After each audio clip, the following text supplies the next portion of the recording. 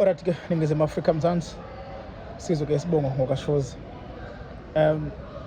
Siza ngoba ke namhlanje sizwa ke indaba ezithi MK Party ke iza kumemezela ke noma ke imemezela ke isithangamisa bezindaba ke kusukela ke kusasa Thursday eThekwini ke ngenhloso ukuthi ke ikhiphe ke imbono yawo ke kwizindaba ezihlukahlukene.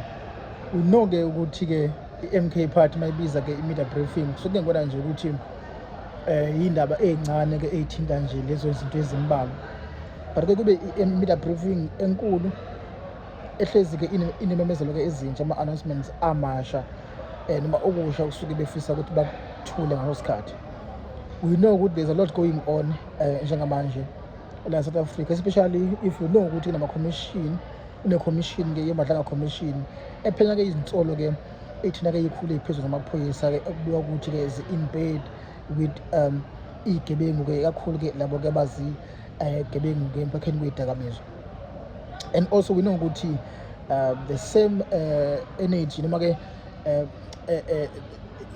insolo efanayo lezi ziphenya futhi ke i-committee, ad hoc committee lapha ke eParliament okumanje ke lihleli ke ebhekisakele lezo insolo ke eqhubekayo noma ke ezake zaba khona njengamanje umuntu okhona ke ku-stand uye ke ufuma ke noma ke the current minister ususpendiwe nokho usenza umchunu ke okuya committee njengamanje otestify nje khona.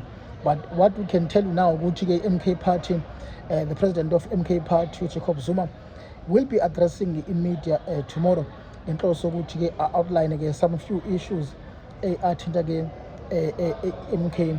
I guess ke if you know noma if you remember there was igama lakhe uZuma elithinteka lapha kwi-committee thina yeke umkhwanazi uqobo lakhe ukuthi he went uZuma to tell him ukuthi he's not happy or comfortable ngendlela ke asetshenziswa ngayo lapha ke uminister lapha ke ngaso sikhathi uma ngaphosisi it was unathi Mthethwa uma ngenza iphutha as uminister wamaphoyisa ngaso sikhathi leso Mthethwa ke ungasekho emhlabeni.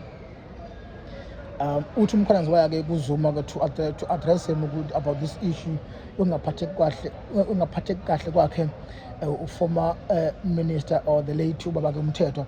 But uZuma into ayisho noma ayisho ku umkhwanazi ukuthi well lungile abuye emumva ngiyithola indlela ukuthi ngimisa kanjani ngoba umkhwanazi wamcela ukuthi ke ahoxe esikhundleni sakhe njenge-acting national police commissioner.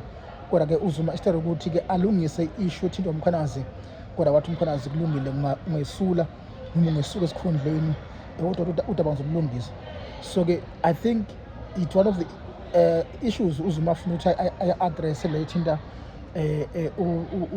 isikhathi sakhe as a president ngesikhathi ke umkhwanazi veza lezo insolo.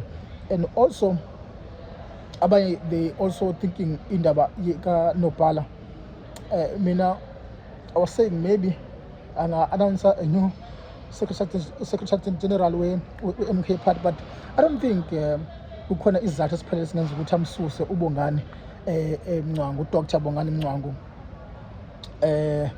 owa-appointwa ngo-August ka-2025. So uyabona ukuthi akaphe ngisho 3 months appointiwe lapha uMncwangu Mpangazitha. Kanti ke futhi uMncwangu ke he's a former executive lapha ke kwa-Sanlam. So ke umuntu leyo ngamethemba ekhundleni ke engathi ke ezinkulu. But before yena ke uMncwangu, before yena bekade khona ke uFloyd Shivambu wa-appointwa ngoNovember ka-2024 wiseke suswa esikhundleni sakhe ngo-2025 kwinyanga likaJune. So angazi ke makuthiwa ke ba-appointa a new secretary general ukuthi ke ngabasho ukuthina be-MK Party and izizathu ngabe isiphi. So far I don't think there are major issues uMncwangu asathinteka kubona ngathi angenza ke abantu abathile be-MK Party bathi ukusaba.